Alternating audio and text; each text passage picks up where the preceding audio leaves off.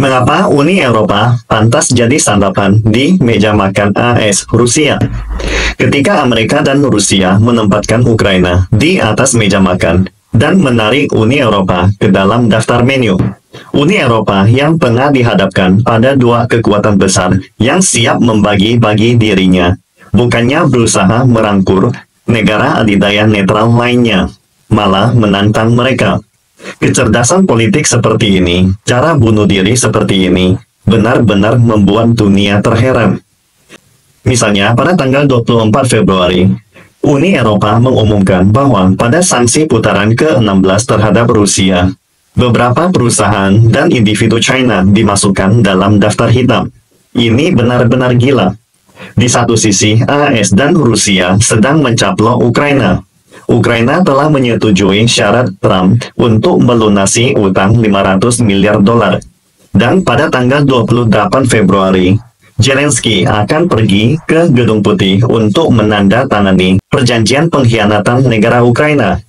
Di sisi lain, Uni Eropa tidak diperbolehkan duduk di meja makan, malah justru dimasukkan ke dalam daftar menu makanan.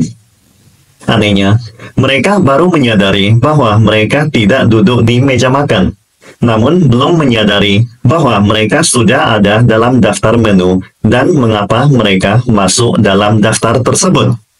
Itulah ketidakcerdasan mereka memasukkan perusahaan dan individu China ke dalam daftar sanksi. Memang bisa dipahami, Uni Eropa yang bermental budak berlutut dan berusaha menunjukkan kepada tuannya Trump, China dan Rusia adalah musuh. Kami barulah sekutu Anda. Presiden Prancis Macron berusaha menggalang Trump untuk melawan China. Politisi-politisi Eropa saat ini memiliki pandangan yang sangat sempit dan kurang visi politik dasar seperti mantan Kanselir Jerman Angela Merkel. Inilah alasan utama mengapa Eropa jatuh pada titik ini. Prancis yang dulunya merupakan negara pemimpin di Eropa Barat dan negara utama dalam Uni Eropa, posisi dan pandangannya akan menentukan nasib Prancis dan Eropa. Dalam konteks ini, Macron pergi ke Gedung Putih, namun malah diremehkan oleh Trump. Bahkan dalam KTT video G7, Trump menyuruhnya duduk di sudut meja kerjanya seperti anak buah Trump. Meskipun begitu, Macron masih memberikan saran kepada Trump untuk melawan China sebagai bukti kesetiaannya. Kedua hal di atas menunjukkan satu fakta, yaitu Uni Eropa tidak layak untuk melakukan percakapan yang terlalu mendalam dengan China. Meskipun Beijing juga merasa perlu untuk bekerja sama dengan Uni Eropa, namun mental budak Uni Eropa saat ini menunjukkan bahwa mereka layak untuk dimasukkan ke dalam daftar menu santapan. Menanggapi sanksi Uni Eropa terhadap perusahaan dan individu China, juru bicara Kedutaan Besar China untuk Uni Eropa menyatakan, China selalu menentang sanksi sepihak yang tidak memiliki dasar hukum internasional dan tidak disahkan oleh Dewan Keamanan PBB. Tindakan Uni Eropa ini tidak berdasar, tidak sah, dan sangat keliru. Dalam masalah Ukraina, China selalu memegang posisi objektif dan adil, mendukung perdamaian dan dialog, serta berusaha mendorong penyelesaian politik atas krisis. China mendesak Uni Eropa untuk segera menghentikan pencemaran nama baik China dan segera menghentikan penyertaan perusahaan China dalam daftar hitam. Kalau tidak, Beijing akan mengambil langkah-langkah yang diperlukan untuk mempertahankan hak-hak perusahaan-perusahaan China. Pernyataan China ini sudah sangat tegas. Kata-kata ini bukan sembarangan. Kedepannya, ini akan menjadi batasan bagi kerjasama antara Uni Eropa dan China, serta harga yang harus dibayar Uni Eropa di masa depan. Perlu diketahui, persaingan antara superpower dunia bukan hal sepele, dan setiap langkah akan ada konsekuensinya. Bisa dipastikan ke depannya Uni Eropa akan membayar harga yang sangat mahal untuk ini. Bagaimana sikap Trump terhadap kekacauan yang dilakukan Uni Eropa? Baru-baru ini, pemerintah Trump mengeluarkan dua sinyal penting. Sinyal pertama, Trump mengatakan bahwa dia mungkin tidak bisa mewujudkan perdamaian antara Rusia dan Ukraina. Melihat pernyataan ini, saya hampir tertawa terbahak-bahak. Kenapa? Karena ini sesuai dengan karakter AS, yang setelah mendapatkan keuntungan, akan terus memicu perang antara Rusia dan proksi Uni Eropa setelah perdamaian sementara. Jika Anda masih ingat mengapa Trump ingin menelan Greenland dan Kanada, sebenarnya tujuan menelan Kanada sangatlah sederhana. Di satu sisi, untuk memasukkan seluruh ekonomi Kanada ke dalam sistemnya. Trump memiliki ambisi yang lebih besar, yakni untuk menarik populasi dan mencaplok sumber daya ekonomi Eropa untuk membangun Kekaisaran Besar Amerika Utaranya. Jika Anda memahami ini, maka Anda bisa mengerti semua perilaku aneh Trump saat ini. Jika Anda tidak memahaminya, Anda pasti tidak akan mengerti. Jadi, jangan pernah mengira Trump benar-benar tulus membawa perdamaian bagi Rusia, Ukraina, dan Eropa. Karena dalam pikiran Trump, yang dia inginkan bukan hanya 500 miliar dolar dari Ukraina, tetapi ribuan miliar dolar dari Uni Eropa. Misalnya, rencana Trump menjual ke 10 juta orang yang bersedia membayar 5 juta dolar, maka AS dapat memperoleh 50 triliun dolar dari penjualan Golden Card yang dapat digunakan untuk melunasi utang negara. Sekilas, netizen mungkin mengira Trump sedang omong kosong, tetapi dia adalah seorang pebisnis cerdas. Dan pernyataannya yang tampaknya sembrono selalu dihitung dengan cermat. Menurut laporan Swiss Credit 2021 tentang kekayaan global, jumlah orang dengan kekayaan bersih antara 1 hingga 5 juta dolar di dunia adalah sekitar 50 juta orang.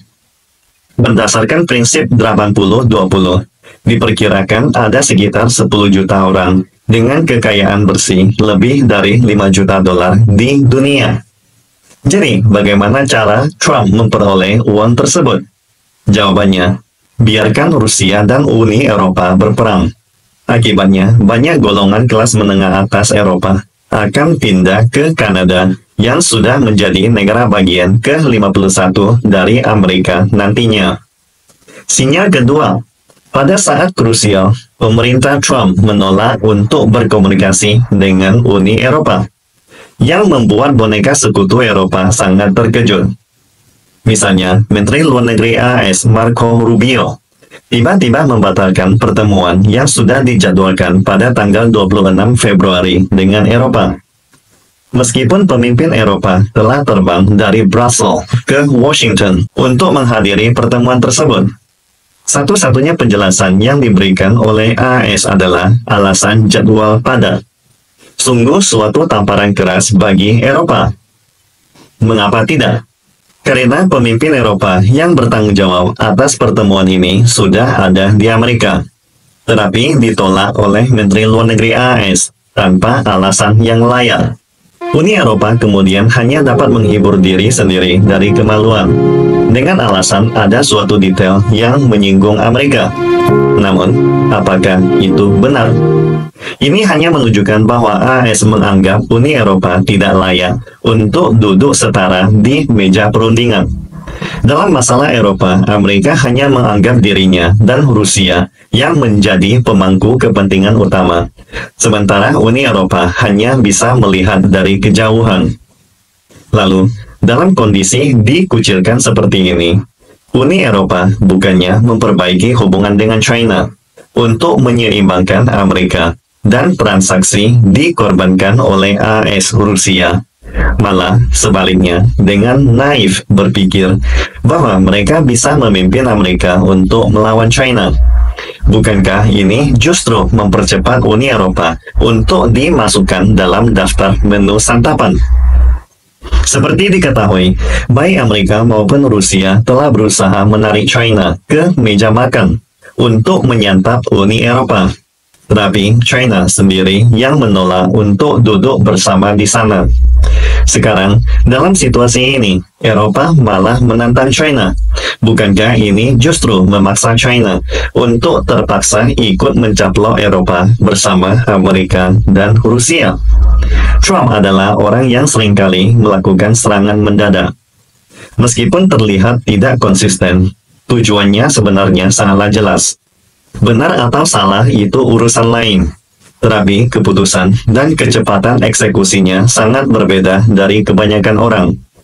Contohnya, ketika kebijakan baru Musk menghadapi beberapa kendala. Dalam rapat kabinet terbaru, Trump langsung berkata, "Hei Elon, biarkan anggota kabinet berbicara dulu. Kita lihat apakah ada yang tidak puas dengan kamu. Kalau ada, kita akan singkirkan mereka. Apakah ada yang masih tidak puas?" Hasilnya, semua anggota kabinet tertawa, dan seluruh ruangan meledak dengan tepuk tangan. Ini menunjukkan bagaimana Trump mengatasi hambatan di kabinet untuk Musk dengan cara yang paling efisien dan biaya terendah.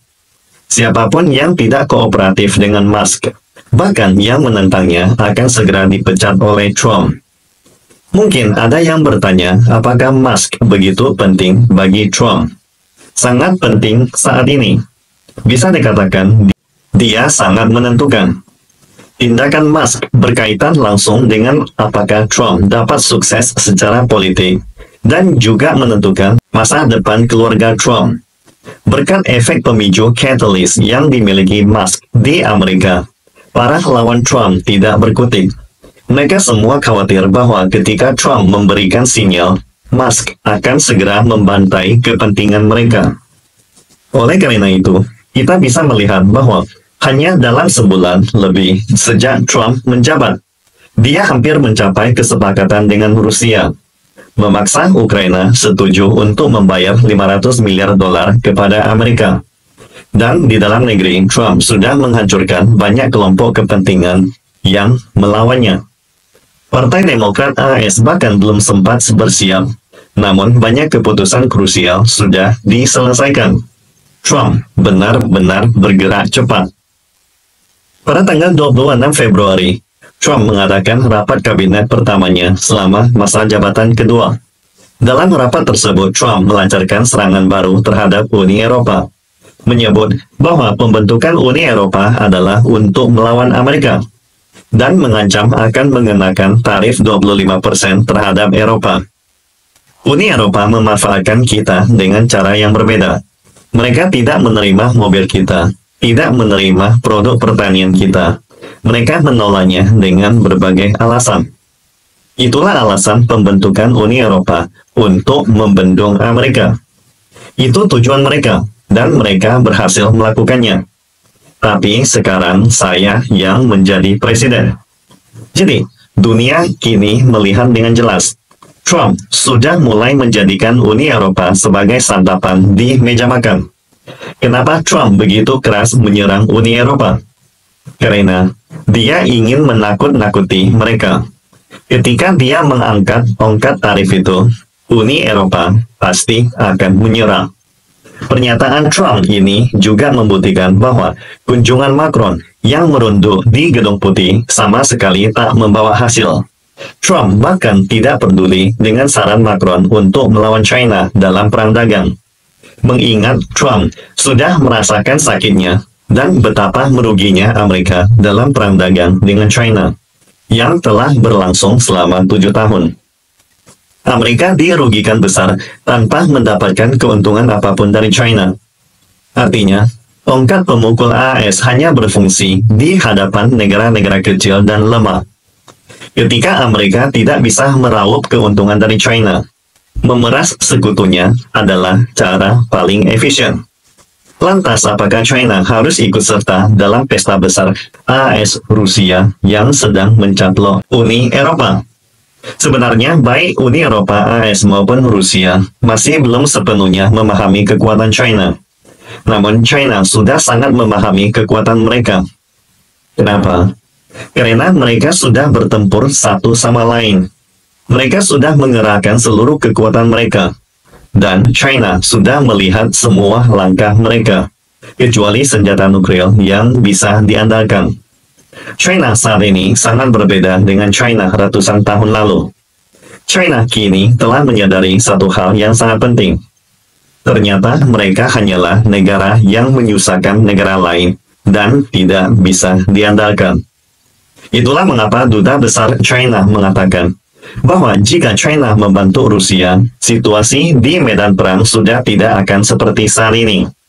Menteri Luar Negeri Wang Yi dalam konferensi keamanan Munich, ketika ditanya tentang hubungan China-AS, berkata, "Ta qiang ren ta qiang, qing feng fo san gang, ta heng ren ta heng, ming yue zhao da jiang."